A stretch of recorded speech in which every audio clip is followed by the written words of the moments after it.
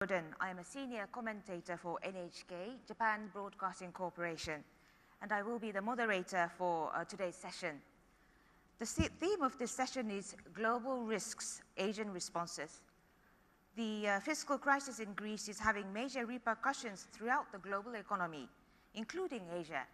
And how should Asia deal with financial risk and other global risks? That is the question we will be exploring today. As I explained a little earlier, the session is going to be recorded by NHK and later shown on the program called Asian Voices, which addresses hot issues around the world. The program is broadcast in Japan and to 80 countries around the world by NHK, and it can be seen on NHK World a total of 6 times, the first being 2:10 to 2:55 UTC on June the 26th. So please do tune in. I hope you have switched off your mobile phones by now, and as I said, please do not use flash photography. And thank you very much for your cooperation, and I look forward to a rewarding discussion. Let me introduce the panelists to you. Mr. Donald Kanak is a top executive in the Asian region for Prudential, a global insurance and financial services group based in the UK. Next is Mr. Victor Chu, Chairman and CEO of First Eastern Investment Group, with head offices in Hong Kong, who has been investing in China since the 1990s. From Thailand, Kiat Sitiamon, the President of the Thailand Trade Representative. From Vietnam, Nguyen Van Binh, Deputy Governor of State Bank of Vietnam. From Singapore, Dr. Balaji Sadasivan, Senior Minister of State for Foreign Affairs, Singapore. And to my left, Masahiro Kawai, Dean and CEO of the Asian Development Bank Institute, who is an expert on economic integration in East Asia and international currency systems. Well, thank you all for taking part in this session. Let us try and get a big picture first. We have a big theme today. May I ask each panelist very briefly as to what you might want to point out as the risks the region has to deal with. Is it the financial crisis, or is it the security risk, or the political and social instability that are in the region? May I begin by Mr. Kanak? Thank you. Let me start, I guess, with an overall statement, which is, this is a panel about risks, and we're going to have to talk about risks, but I'd start with the overall statement, and I think we'll probably hear universal agreement or almost universal agreement that when we look at regions relative to each other, we are, at least we Prudential, are very optimistic and looking at Asia as a region with maybe the best relationship of risk and return and opportunity going forward. And though there are always risks, but we are approaching the region with a lot of optimism. Let me break the comments briefly into 2 parts. Short-term risks. I think in the last 2 years, we've obviously been through a great deal of stress, but we've learned a few things. We've learned that resolve and coordination by the governments of the world and the central banks is effective. We've learned that fiscal and monetary policy are working, and the recovery is underway. It's not a straight line, and it's not a smooth recovery, but it is coming along. And I think we've learned in this region the extraordinary importance and the positive role that China has played in bringing growth, being an engine of growth, and being a source of stability throughout this crisis. I would say, from my standpoint, I'd emphasize those 3 points of learning. And that gives me overall a sense that the risks in the short term are going to be manageable. I do think if there is a risk in the short term, the risk is that there will be an action or actions by governments that choke the recovery by perhaps tightening too fast or trying to achieve fiscal balance too quickly in those countries which need to achieve fiscal balance. But I don't believe that's going to happen, and I overall think our risks are manageable. I think that, to me, the big questions go in the medium-term period, say the next 2 to 3 years, and I see a couple of very serious areas we have risk if we don't make progress.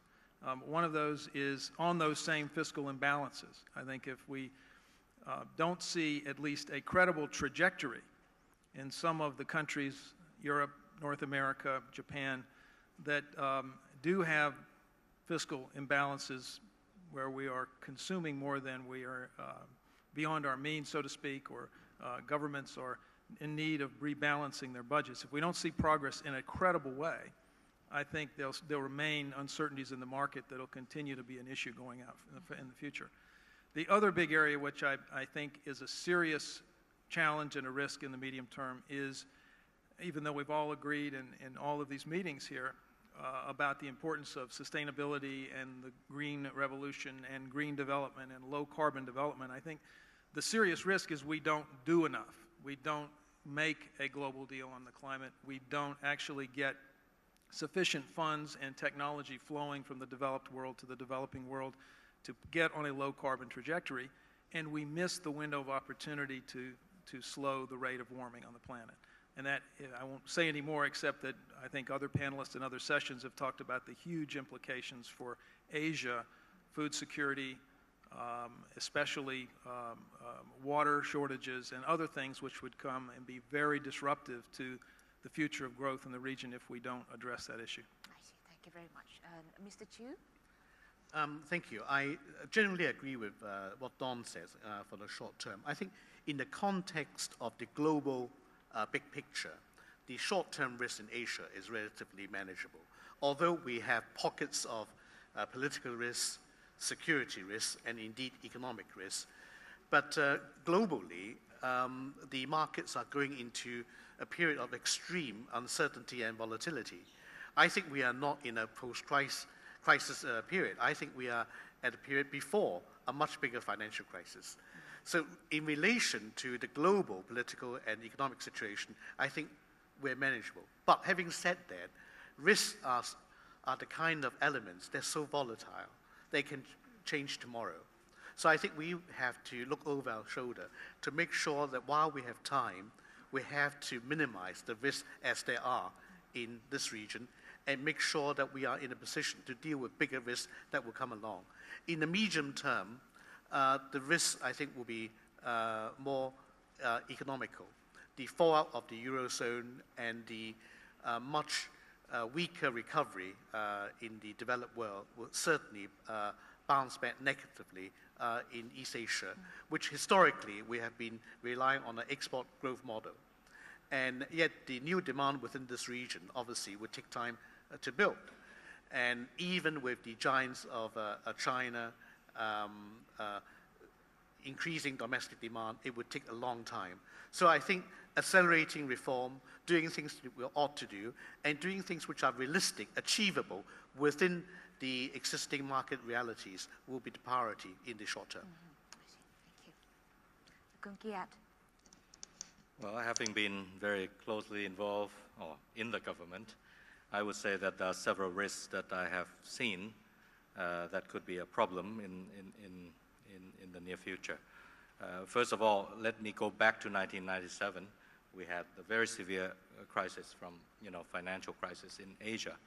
So we thought we did everything we could to prevent another problem, and we did well. In a sense, that shielded us from, being too affected by this the crisis from 2008 and 2009. But nevertheless, we have new form of risk every day. So what's important is for us to install the monitoring and surveillance unit in order to identify the risk early enough in the process, so that we're not being complacent by status quo of certain situation that we are now living in. And this, the monitoring and surveillance unit, as far as this region is concerned, is being installed. We have the unit to be installed in Singapore. That is for the financial side. That will address the issue. Secondly, I think I like to ensure or to point out that we may be a little bit too complacent because we recover too fast. And there is a big risk of not addressing the basic fundamental flaws in our, whatever it is, fundamental issues, financial architecture. And we've talked a lot about financial architectures, but what is the progress now? Who is in charge of this? Who is redesigning this? And what is the role of all countries in all of this? So that is also the issues that I'm very concerned with. Second, the third point is that in political world, in most countries, people tend to look for the next election. And sometimes they do sacrifice, the long-term sustainability with a short-term gain. That is a huge risk. And we see that many countries, or on many occasions, there are some policy measures that may be sacrificed because of that. Now, the answer to that is find a responsible government. But, it's difficult to come by sometimes with the current system of election every 4 years. I just point out one very important issue, Doha Development Agenda. After the election, all major countries said, yes, we must move on. Where are we now on the Doha Development Agenda, which will address the income gap between the rich and the poor? It will address the subsidies in agricultural sector, making this world much better for everybody. And why are we not pushing ahead for this? And we cannot do it without major countries participating actively in the process. So that is a risk that I can see. Finally, I think there might be the area where we're not paying enough effort or put enough budget into addressing the income gap, in particular the poor, the poverty alleviation programs.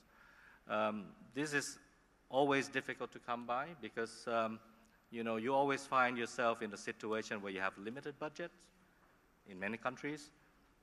And how do we channel all these budgets to address the issue of income creation and income distribution? It's very difficult to strike the balance on many occasions because of some other pressures, including pressure from businesses themselves to the government. So these are the 4 risks that I would say that I can see, in addition to normal volatility in financial systems, in unexpected circumstances, maybe, be they the natural or man-made disasters. And all of this is pointing in one direction, that we have to be better prepared for the unexpected, for the emergencies that might come our way at any point in time in the future. And it will not.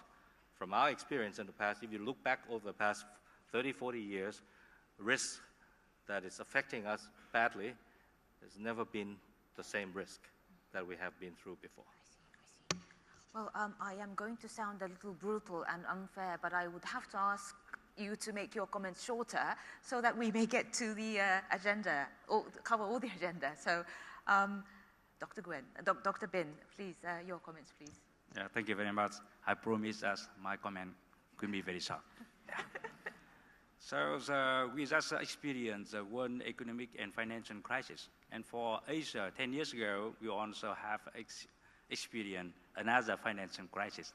That means we have a great experience to deal with the crisis, just as reason or the worldwide crisis. So through all of this crisis, we can gather some lessons. So I think the most good lesson and also the big challenge for the East Asia countries, it is how we can make very sound macroeconomic performance. It is most important for the East Asian countries. And within this, we can see that in the regions, we have all kinds of the bubble. Even today in the certain countries, we have the real estate bubble. Even for our countries, during the last few years, and the other country will have a bubble in the security market. So how the government we can settle on this issue and make their economic performance be sound, it is the most important. Yeah. And also the challenges for our countries in the forthcoming period of time. And also in our countries, I think the most important, we are in the different state of development, but we can say that the job creation, it is most challenge for our countries. And this requires the government of each countries and in general have to focus on in order to make our development, not only the economic, but also the social development to be very sustainable in the forthcoming period of time. And for the other countries, like even for our countries, we can see that we have many, I think, the targets to achieve. But the budgets of our country are quite limited. So how the government can choose the priorities, make priorities for their investment and development plan, it is most very important. So it makes the process development of each Asian countries will be very sustainable. And it is my few to comment. Thank you very much. I think the challenge facing us is that the economic environment of the world has changed quite dramatically. There have been imbalances building up for over a decade. Essentially, the American consumer was borrowing more than he should and driving the world economy. And European governments were borrowing more than they should and to finance their social systems. This came crashing down, made worse by the banking crisis because banks found a way of making bad loans look good. And so it created a lot of cheap money, and we ended up with a near-debt experience, financially speaking. But the world is coming out of this recession, and growth looks good. The United States is going to grow about 3% plus 3.2% this year. But the American consumer is saving more, which means that the growth in the United States is being generated by businesses and not by the consumer, unlike the past decade. So that consumption of Asian goods is not going to be to the same degree as in the last decade. And with Europe expected to grow between 1% to 2% and facing major difficulties, and with the euro value going down, exporting to Europe is also going to be difficult. So what the Asian economies face is that in this coming decade, export-based growth will not be as easy as in the last decade. And the risk is being complacent and taking for granted that with the recovery, we'll go back to the old system. What Asian governments and leadership has to do is to look for new solutions to allow us to continue to grow fast, despite the fact that the American consumer and the European governments are going to spend less. And to do that, primarily, they'll have to work domestically to see how they can make their own economies more productive and efficient, and also look regionally to see how we can integrate our economies so that that can help our individual countries to prosper. Being the last speaker, I think most of the things I wanted to say have been said.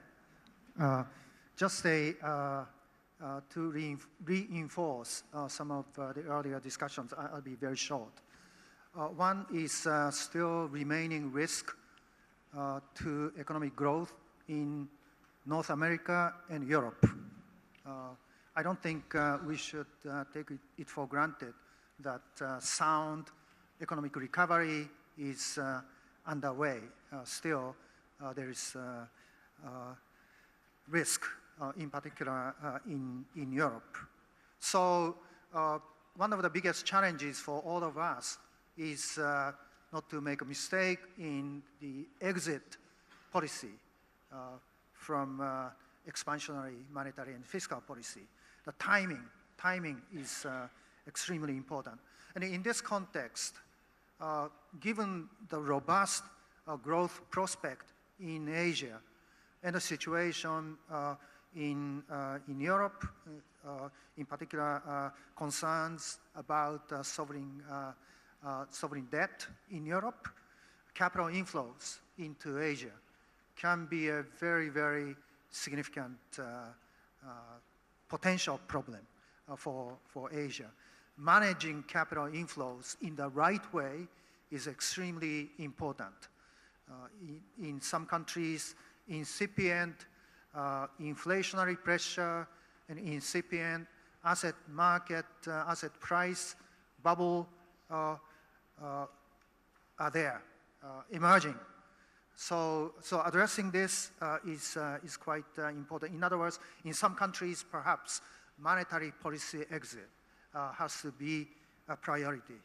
And then my final point is the growth rebalancing strategy. I think Asia needs to work together collectively to ensure that Asia does not have to depend on external markets in North America and Europe, but can create demand.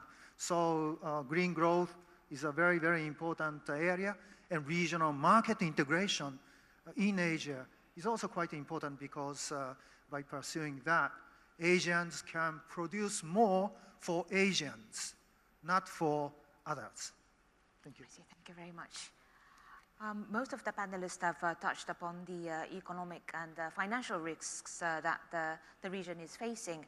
I am wondering whether there will be any political or social developments in the regions that some of you might want to point out. For example, Japan is an important political and economic partner for ASEAN member countries, and we have just had the new Prime Minister take office in Japan, which would be, what, the third Prime Minister in 5 years? I shan't say this is a political risk, but do you regard this sort of a change of Prime Minister, Dr. Balaji, a political instability, or you don't think so? I think Japan is quite used to changing prime ministers. And even though the prime ministers change, there is a certain continuity in their policy. It is a mature country, politically mature country, and I don't see the change of prime minister as being a sign of any kind of political instability. And Mr. Kanak, you have been the former chairman of American Chamber of Commerce in Japan, and perhaps you share the views just Dr. Balaji has just shared with us? I totally agree with Dr. Balaji. I see. So the stability and predictability does seem to attract very little attention these days then, it seems, on the part of Japan. Because Japan being more stable and predictable, then it attracts little attention, it seems. I think it's an asset for a country that leadership change doesn't cause nervousness in other countries. I mean, because if a country is economically and politically mature, then leaders can change and people still continue doing business with that country. Businesses don't change their plans just because there is a change in a leader. It's only in countries that have not developed to that stage that you get very worried that you have suddenly a new leader. Is that going to be a radical change in the country? Are your businesses going to be nationalized, etc.? Then you're worried. So in mature countries, in Europe, in America, in Japan, when leaders change, it does not affect the business community significantly. I see. Mr. Chu and then Mr. Kawai. Yes, I think the latest change is more than a business as usual. We have to understand that the last change in government with the DJP coming into power is the first time in 50 years that another party has gained majority and instilled a new prime minister. And also, with Mr. Khan coming into being a premier, it also heralded in a new era, a new generational change, because he is the first prime minister in recent years that come from a first-generation politician family. He's not a descendant or related to any political dynasty, which previous heads of administration in Japanese government have been. So I consider this to be more than a neutral development. I think, on the whole, is a positive development. Now, obviously, the jury is still out as to see how things go, because if there's going to be a split within the DJP in the foreseeable future, then we're back to square one again. But if the new generation of leaders, the first generation leaders, can prove themselves with the support of the voters in the coming election and sustain a much longer, stable period of leadership, that's good for Japan, good for the region as well. I see. And Mr. Kawai? I feel that being a Japanese, I feel that Asian friends are very kind to Japan. Actually, it's a very disappointing situation because prime ministers have to change so often. I think Japan needs a much more stable political environment. And I think everybody knows that Japan is facing an aging problem and the mounting public debt.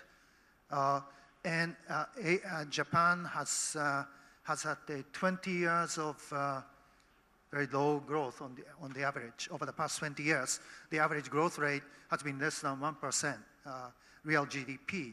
I think Japan really needs its own very strong growth strategy.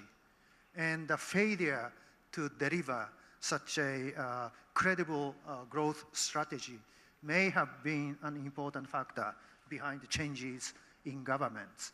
And hopefully this new government is going to come up with a credible growth strategy which would identify regional economic integration as the most important part for Japan because of aging population, shrinking population, and demand growth has been very stagnant. But use Asian demand, dynamically growing Asia's demand for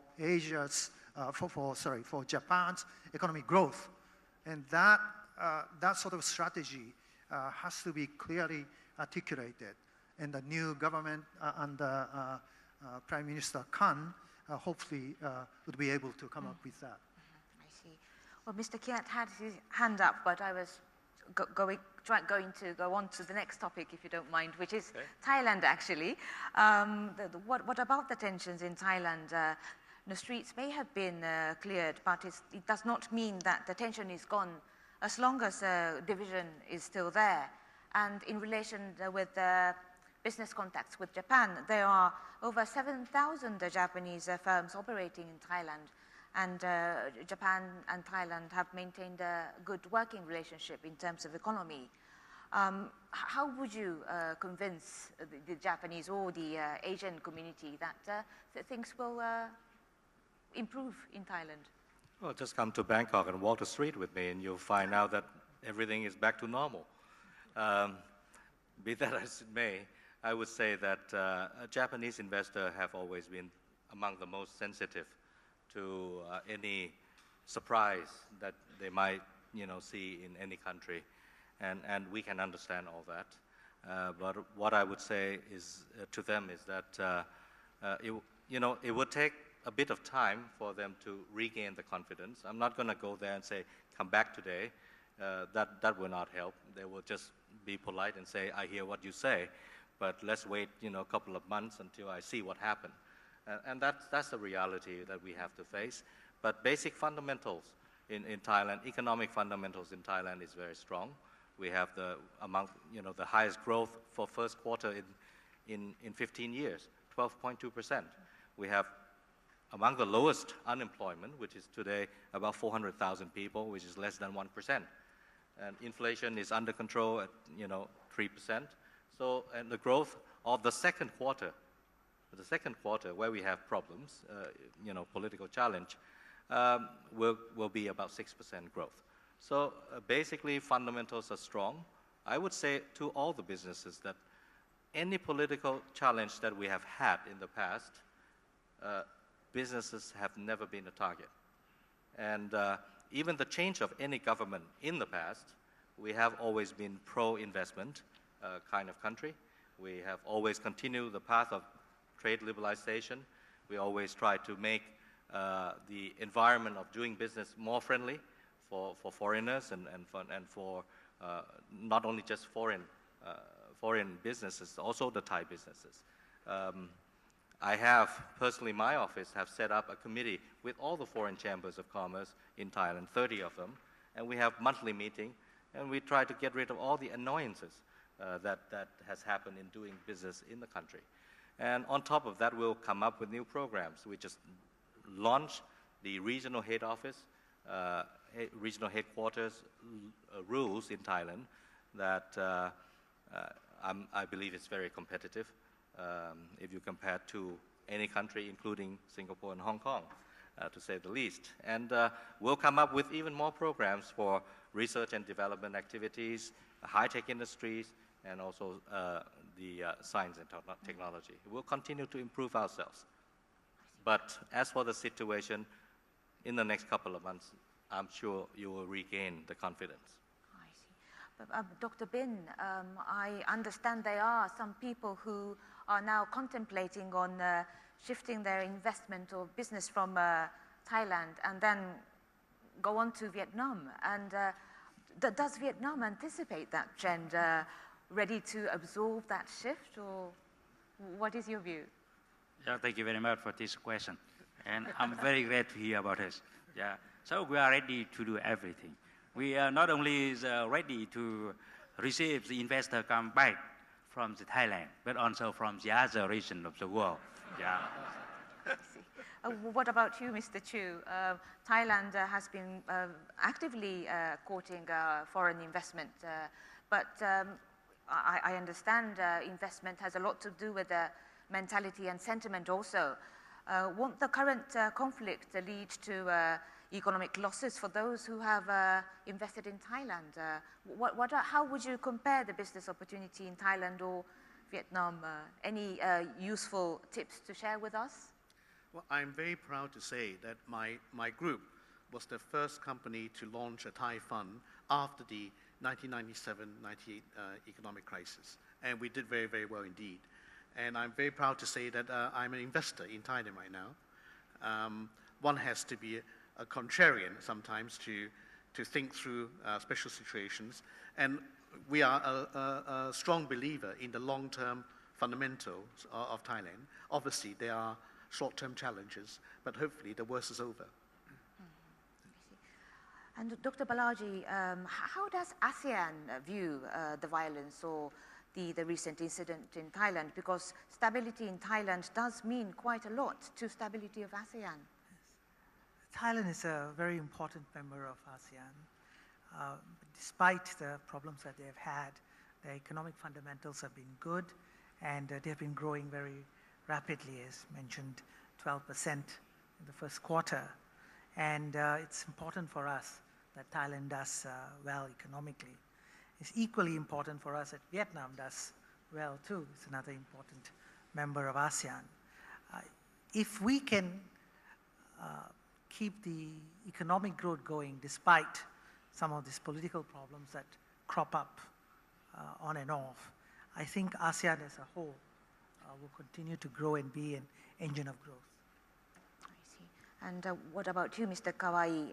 Thailand is a core member of ASEAN, and we have always considered Thailand as a kind of a top student in the class, which has exhibited steady growth.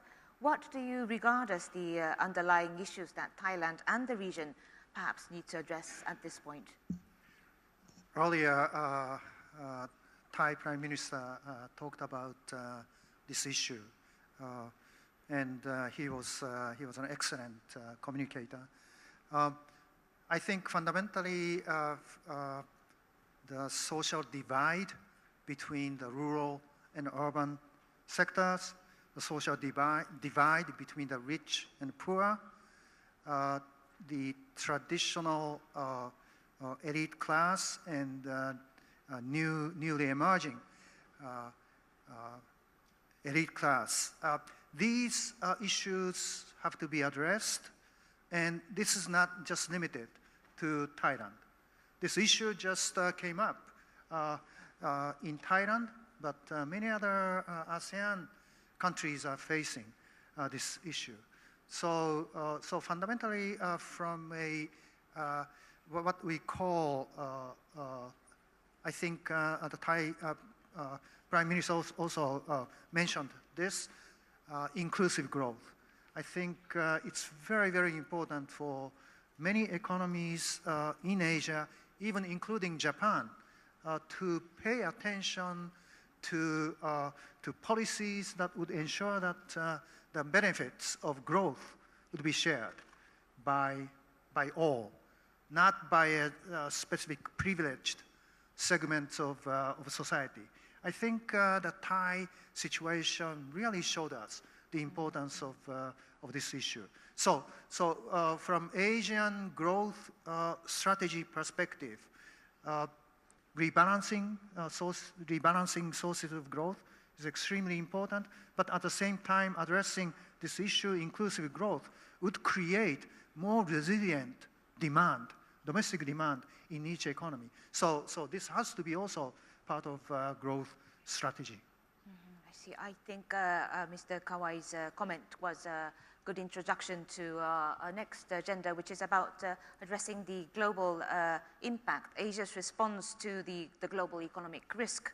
The Greek debt problem demonstrated that the fiscal problems in one country can inflict damage around the world, and Asia too is vulnerable to such risks.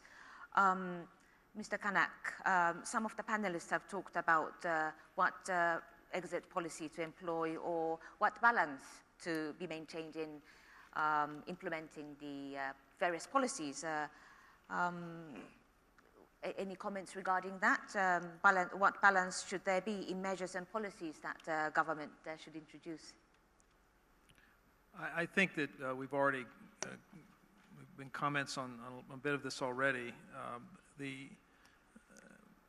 I think we still see the nervousness very strong in the markets when Greece, a country that by its pure scale of its debt or its economy shouldn't be upsetting to the global financial system, leads to a question, have two credit-worthy borrowers on the other side of the planet who won't lend to each other because of some element, and the other side shows we still have a lot of nervousness in the system. But as I said earlier, I think we'll get through this. I think specifically for Asia, the important themes have been touched on. One is the rebalancing toward domestic demand and regional demand. Another one which really hasn't been stressed as much, but I think is equally important, is if we're moving away from an investment-intensive, resource-intensive, industrial-led export type of growth, the alternative to that depends very much on developing a strong service sector. And that depends greatly upon education and the social safety net, which provides an underpinning for labor mobility. So I think that a strong focus on domestic growth requires a real focus on the service sector. And I'll mention one other thing, just throw it out there, because I think it's critical to answering all these questions, which is, at the end of the day, all of these programs require a large amount of financing, whether it's green infrastructure or it's a social safety net. And at the moment, much of the large Asian excess savings, so to speak, is being invested to fund the deficits of countries in the West. So you have investment flowing from high growth economies to lower growth economies. That's not normally what you would expect to see in an investment textbook, okay? So the real question is how to have Asia finance Asia, to finance these dreams, to finance this addressing the inequality or having inclusive growth. And I think that really requires a strong focus on financial infrastructure. and in particular, the continued emergence of a strong bond market in Asia. There's been a lot of progress, but there's still a long way to go to bring a strong domestic bond market into each of the countries that we're talking about today. And then those countries should be able to attract from within the region large pools of finance to make all of this happen. Thank you. I saw many of you nodding. Khun Kiat? Well, thank you. Last time I spoke at the Thailand 2009, we tried to rethink and redesign the growth model for Asia. And I suggest big Asia, which means balancing the growth, inclusive growth, and green. We need to go green as a concept of the next step of growth model. So therefore, BIG. BIG is big Asia. This time I'm submit to you bigger Asia. Don't just laugh. I can answer to your question too. Did you notice that actually the savings in this region has been so high? In China, it has increased from between 1995 to 2007, increased from 43 to 55% of GDP. In ASEAN country has increased from 26% to 32%. Why is that? Because they don't have enough social safety net. So as the government addressed the social safety net, it will help unlock these savings from very high savings, and with the development of bond markets, not only the Chiang Mai initiative, multilateralization, but it could be some other private sector type of bond market. It would help absorb all of these savings, and it would result in more spendings by the people within the region, which means more purchasing power, more consumption within the region. Therefore, we rebalance the growth, and the growth will be more inclusive. And at the same time, we should have programs to address, measures to go green. Now, bigger, I would say, I would go further. Having seen the crisis we have faced in recent few years, the second G would mean governance. We need really to look into governance seriously, all governments, public and private sector. I'm not talking about just public sector, private sector included, because governance needs all parties in concerted effort. E, I would say bigger, the GER. E, emergency preparedness. At the government level, regional level, we have surveillance and monitoring system, but that would not be sufficient. I think we should have a better mechanism to prepare ourselves for any kind of emergency situation. We have embarked on some, but it should be looked into very seriously by all parties in the society. We have Chiang Mai Initiative as self-help mechanism. We have ARF to address regional security. We have also the tsunami warning system that link up even between Asia and some other region in Africa. And my final R is regionalism, which means we must not look inwards, but we must be open regionalism. And that is extremely important. And we should try to aim at becoming a building block which is significant and carry significant weight and play a more productive role in the international issues. For example, we now have the challenge of financial architecture. As Asia get together, we should speak with one voice and try to come up and pressure all parties to come to the table and really finish off the new financial architecture. We should pressure all major countries to come to the table and talk about Doha Development Agenda. We should bring everyone to the table who subsidize a loss in agricultural sector and get them to remove all the subsidies so that the poor people in all regions, not just Asia, can enjoy better income. I see. I think Mr. Chu has something to say. Thank you. I agree with everything of what my learned friends have said. But I think we've been talking about an Asian bond market for more than 20 years. We've been talking about an Asian benchmark currency for at least 10, 15 years. Nothing happened. So I think now is the time that action is needed. I'm in the private sector. There's certain limit of what one can do. I think in the public sector, I think the lack of stable leadership is part of the problem, because Japan, being the #1 economy in Asia, as we just discussed over the last 5 years, it had 4 prime ministers. So hopefully if there's some stability in the leadership, something will happen. Otherwise, I think we will lose out, and lose out big, when Europe and America eventually recovers. My other point is, whilst I think the bond market is really an achievable thing, we have to think through the Asian currency more carefully. I think that's much more remote. The experience of the Eurozone tells us that you can't really have a currency with monetary integration without fiscal integration. And I think realistically, fiscal integration in East Asia is a very remote possibility. So I think we should concentrate on getting our investment flows right, getting the regional capital markets right, bring down barriers, get the bond market up and running. And with the ASEAN and Asia's increased representation in G20, which is the new platform for rebuilding the global financial architecture, hopefully we really could have some influence to make things happen. Perhaps Mr. Kawai has something to say, because you are the currency expert. I agree that talking about currency, a single currency in Asia is a remote possibility at this point. But earlier I said in another session, I said that if we take a look at Asia, Asian economies are increasingly being integrated over the next 2 decades, 3 decades. If we take a look at Asia, it will be much more integrated.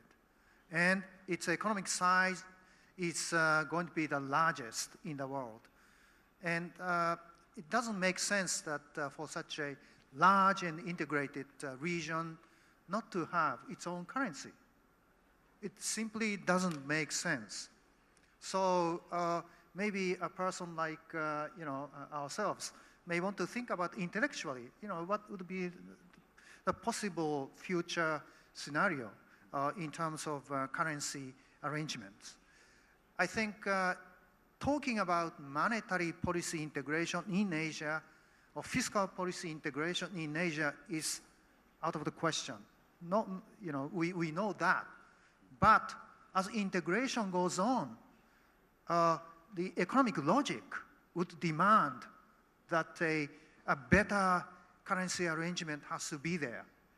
So from that perspective, although it's very unrealistic now, but still it's quite possible. I think one of the lessons of the Greek experience is that we need for any economy, we need fiscal discipline. The second is, as you say, Mr. Chu, fiscal policy consolidation is really needed for a viable monetary union to work. So Asians have to really work on the fiscal side. That includes, of course, Japan, but also other countries. And because of the increasing interdependence, which is getting very high in Asia, some sort of exchange rate policy coordination is increasingly needed.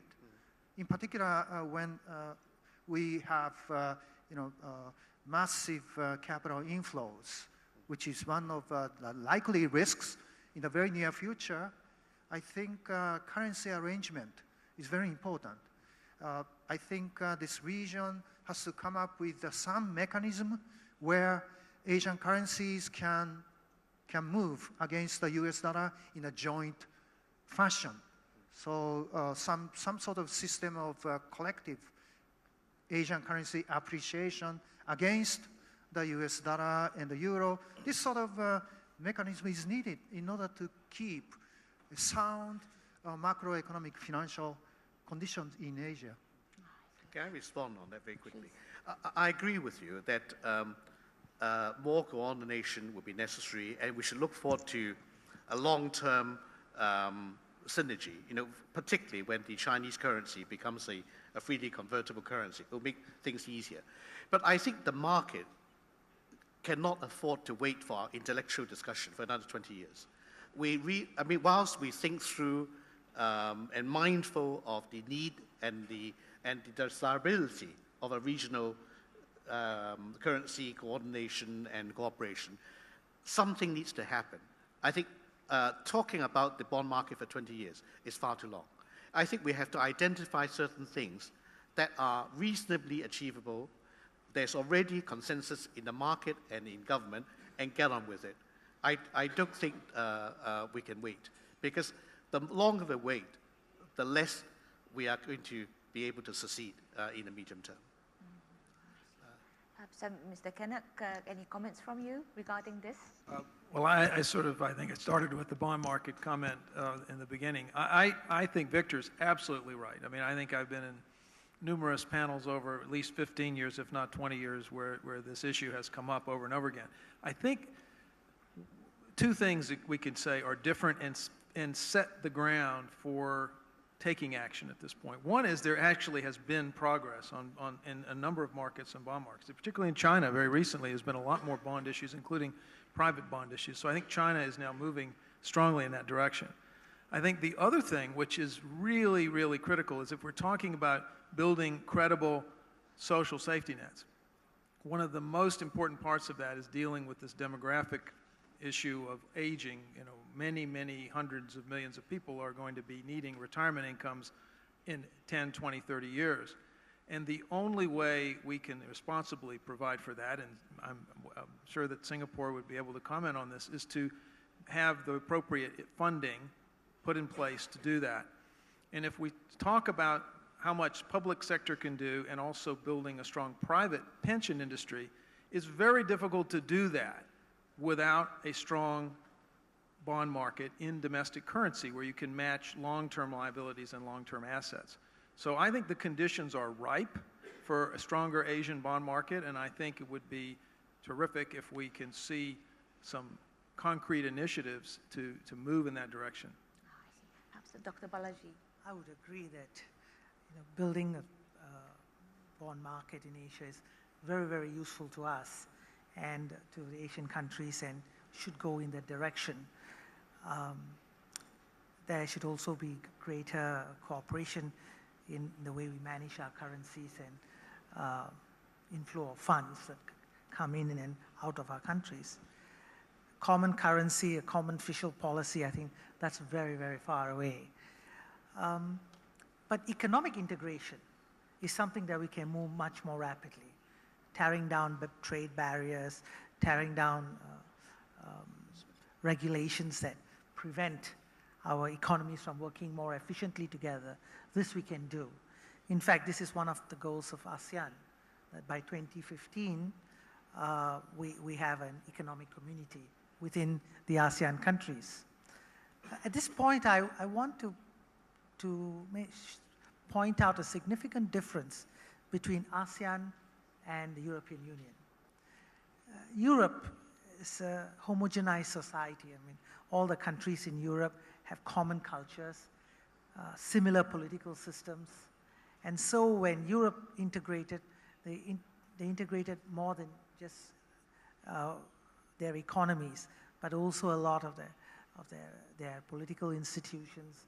And so they went on to a common currency, even though now they're thinking on the wisdom of that, rethinking that. But in ASEAN, all the countries are very different. Political systems are different, cultures are different, and economies, their level of development is different. So ASEAN is not like the European Union.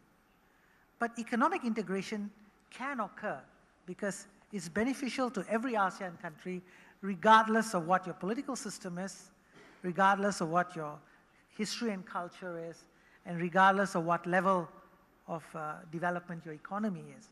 In fact, if the countries are more diverse, there's greater benefit in integration, because then industries and businesses will go to low-cost countries where it makes more sense to be located than in high-cost countries. And this economic integration of ASEAN can help drive growth of all the countries in ASEAN. And that's a much faster, more achievable goal than integration in the area of currency and fiscal policy, which can only be more of a long-term goal. A comparison between EU and ASEAN, many people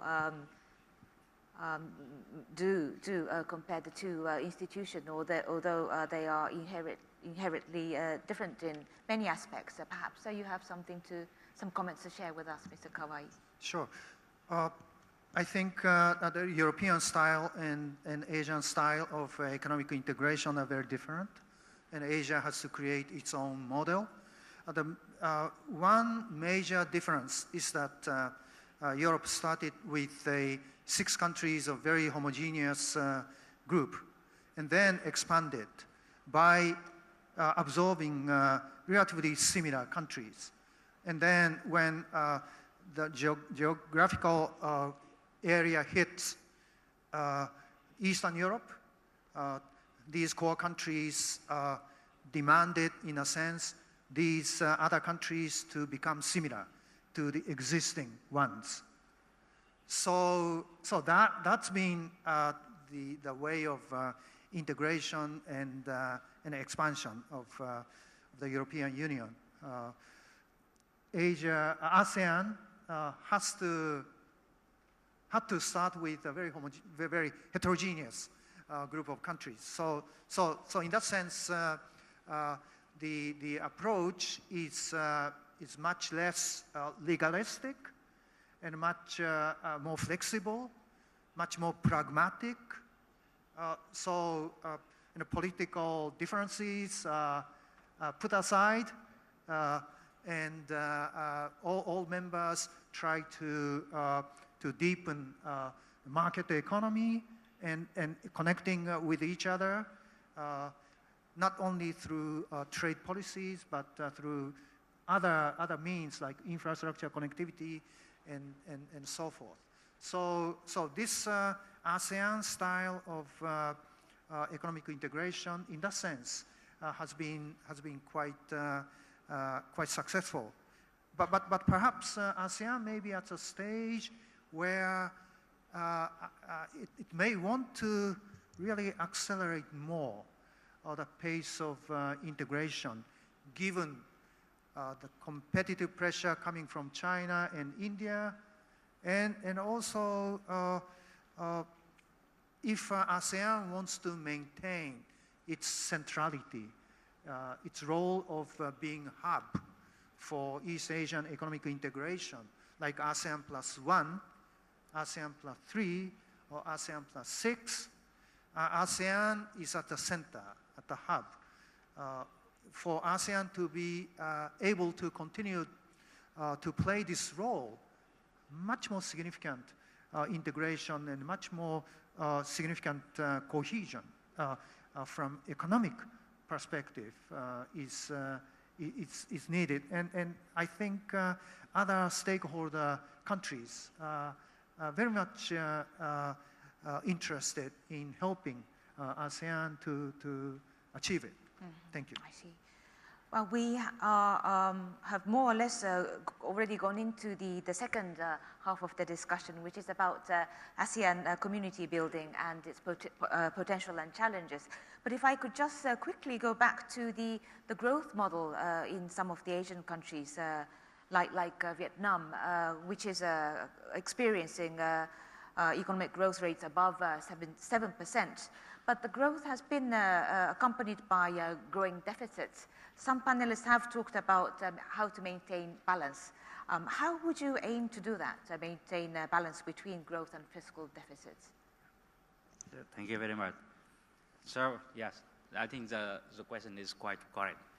So, during the last few years, we achieved, I think, high rate of economic development. But however, we have faced with some of the difficulties, especially with the budget deficit. That is one of the. And also during the crisis, under the stimulus package, our government already used a huge amount of the budget in order to combat with the influence of the financial crisis.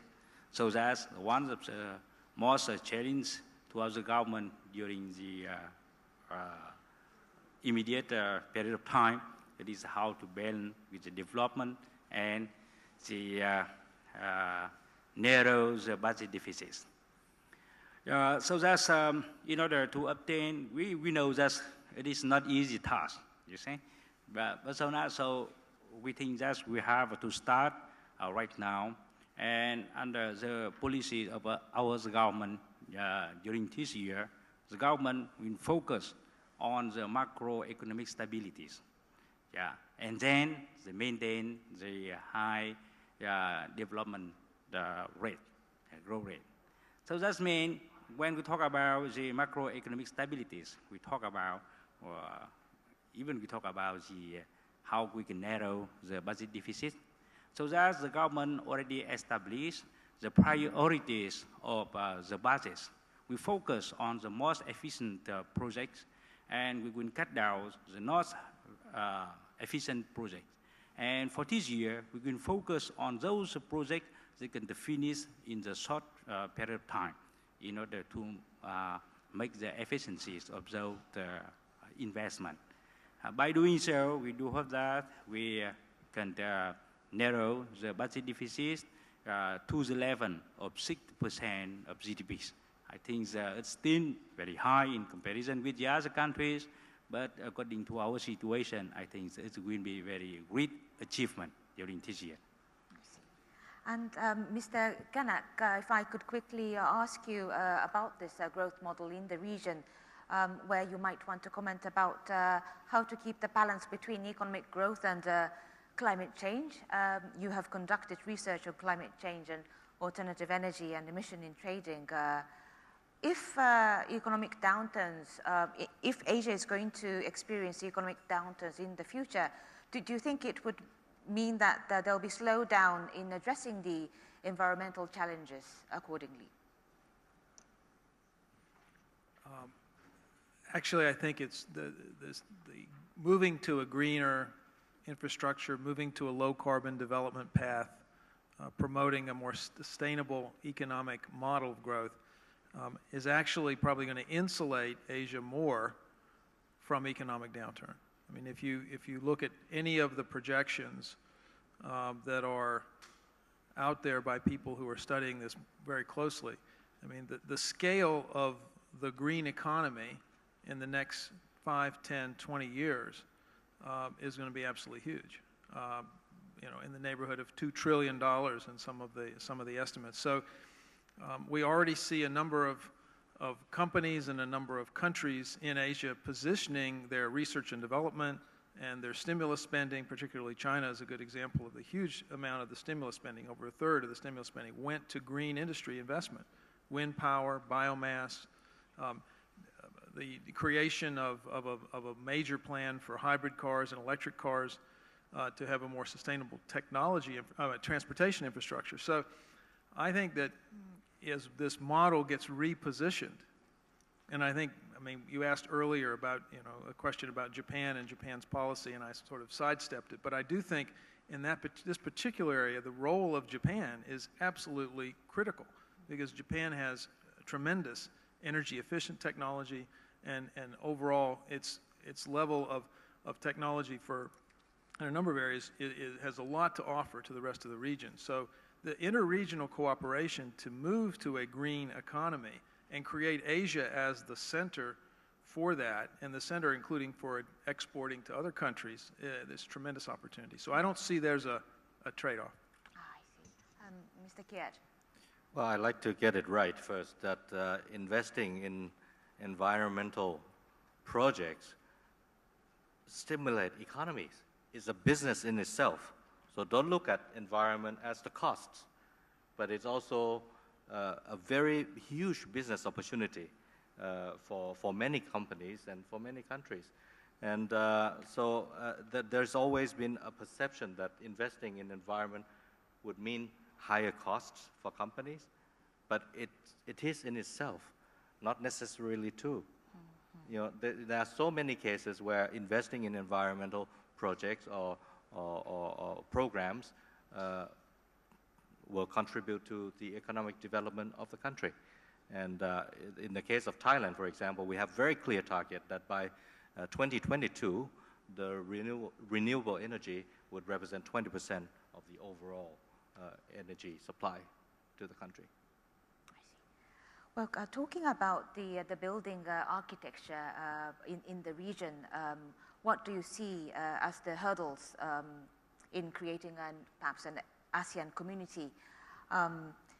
Dr. Balaji, although ASEAN Charter would be the legal foundation for an ASEAN community, 10 member countries are diverse in politically, socially and economically, as you have said. ASEAN way, handling things the ASEAN way made sense in many cases in the past, but will that continue to be the norm?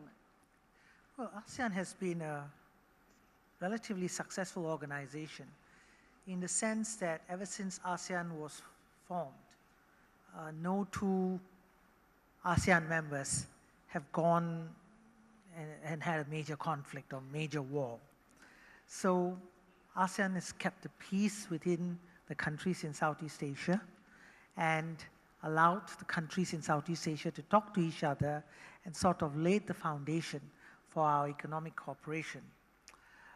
We've now gone one step further with the ASEAN Charter.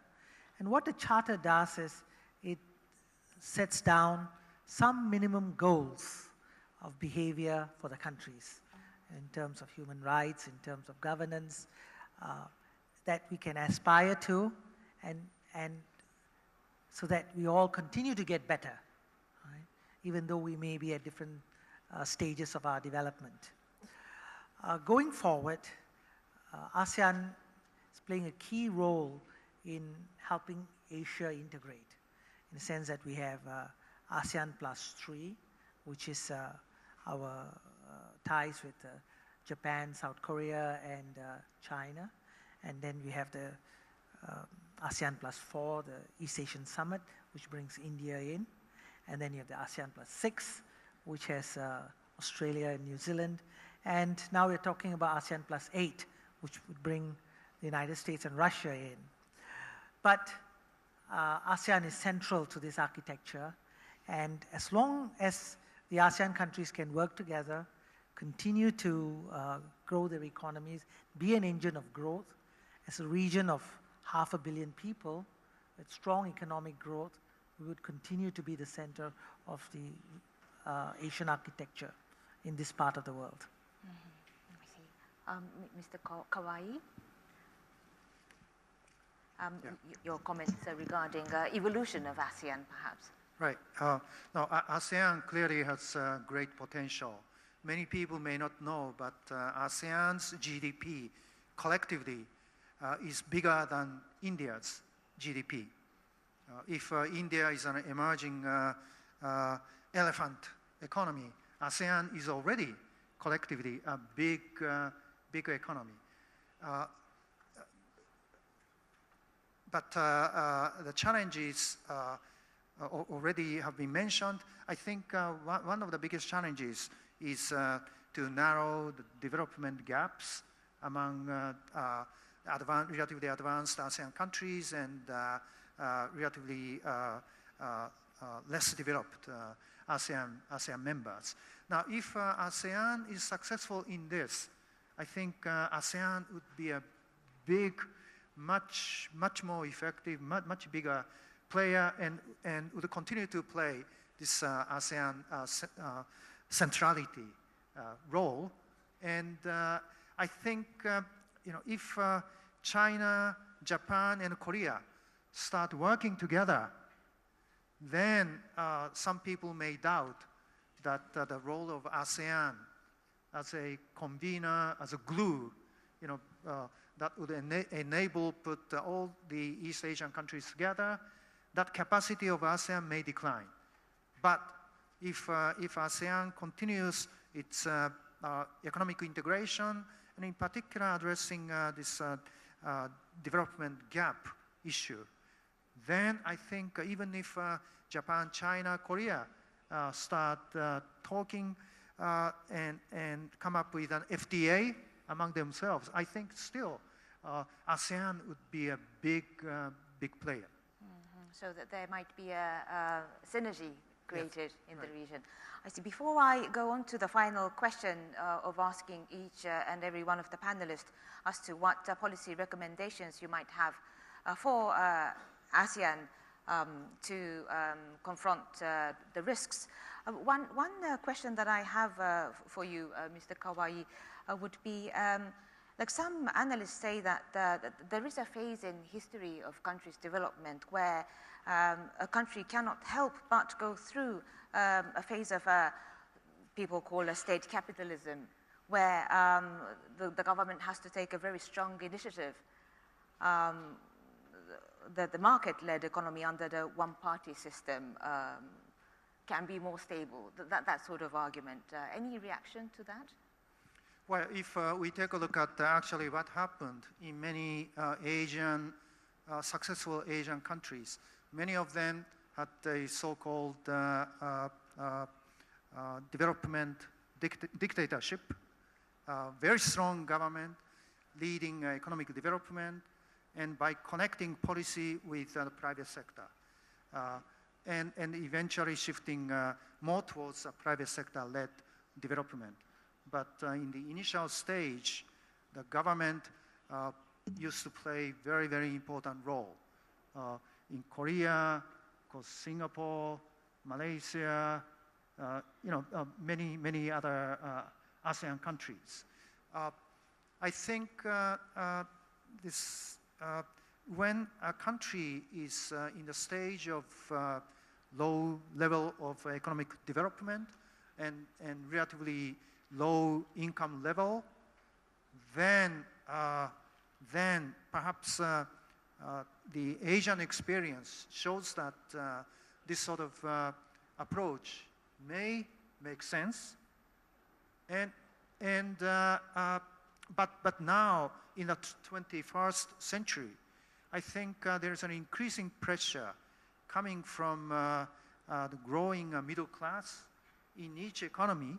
Even though the economy may be at a low income level, I think there is an increasing demand on the part of the increasing demand for the government to be more transparent, to put in place rule of law, so that economic actors can play in a more equal footing basis. So looks to me that some ASEAN countries are now in that phase. So of course, ASEAN has democracy as principle. If you take a look at the charter, ASEAN Charter, democracy is put as one of the principles. So I think many economies are moving in that direction, but I think the Asian experience in generally would show that this political transition is going to take place in a gradual manner. I see, thank you.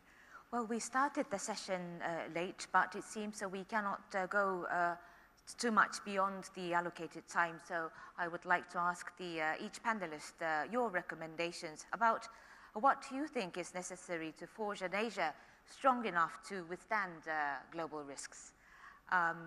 May I begin by Mr. Kanak? I think I can do it in 30 seconds. The themes, I think, have been very evident in the panel.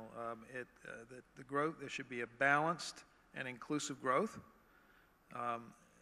There should be a focus on environmental sustainability.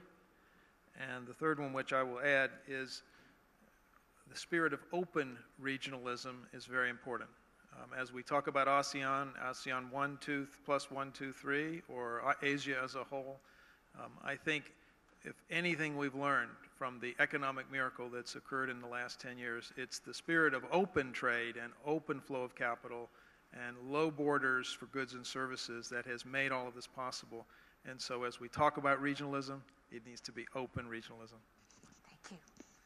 Mr. Chu? I think we have to accelerate regional cooperation and regional coordination, but knowing all the limitations and the constraints of the present global market. I think ASEAN plus 3 will be a minimum. I think ASEAN itself is too limited in order to become one of the three-legged tour versus NAFTA and EU. But ASEAN plus 3 will stand a chance of creating a powerful enough bloc for infra-regional development on a sustainable basis. Thank you. Mr. Kiat? Well, it seems everyone agree with my bigger concept. So let's make Asia a bigger Asia for a more prosperous Asia. That's the theme. And I would add also that we touch upon the currency, regional currency. And I would say that why don't we start the first step? Macroeconomic coordination among the countries within the region. That's more likely and it's more pragmatic. But in reality, in the monetary sector, they already coordinated without coordinating, which means they always look at what others are doing, and they always ensure that the regional currency, the rate of exchange, will always tag along one another. So that's already a given in the region. But I would say just formalize it and make it the next important step, which is macroeconomic coordination. And Dr. Ben? Yeah, thank you. First, I would say that I fully agree with the opinion of the previous panelists. I would like to add that in order to become a leader for the world economic development, I think the cooperation between the member countries of the region is the most important. But I think that in this collaboration, the government of each country will have to find out some the concrete steps in order to achieve the final score.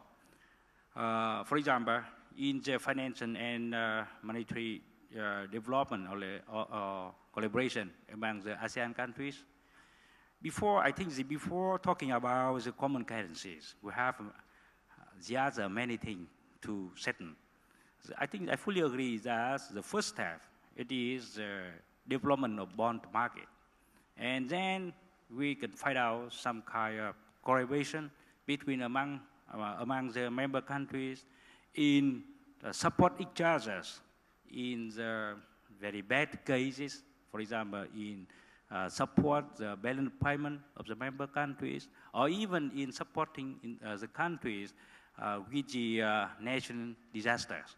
So, and then I think as many other panelists already mentioned, the institutional development of each member country have to achieve at the common level will facilitate the efficient collaboration between those countries. And one thing I would like to emphasize that, of course, in the medium and the long run, the challenge of the crisis changes. It is the biggest challenge to the country of the region, including our countries. So right now, the collaboration among those countries should also focus on this issue. And thank you very much. Dr. Balaji? I think the ASEAN countries should concentrate two areas. Domestically, they should concentrate on making their economies more efficient and productive by, one, having better governance, continuously improving your governance.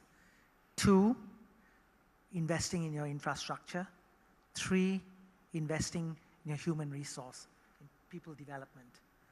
And second, so tear down barriers so that you can integrate in the region and enjoy the benefits of regional integration that your economy will benefit from. And I think these are the two things that government should concentrate on. Mr. Kawai. Okay, being the final panelist, I think most of the things that I wanted to say has been said. Just say one issue which we have not quite discussed is the creation of a bigger free trade area in Asia.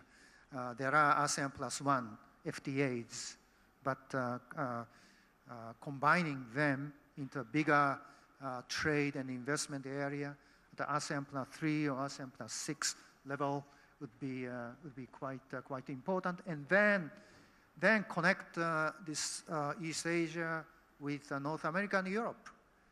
So always we want to take a look at the global connection, but still regionally we have not quite integrated our markets enough. And to do this, I think ASEAN's power is very, very important.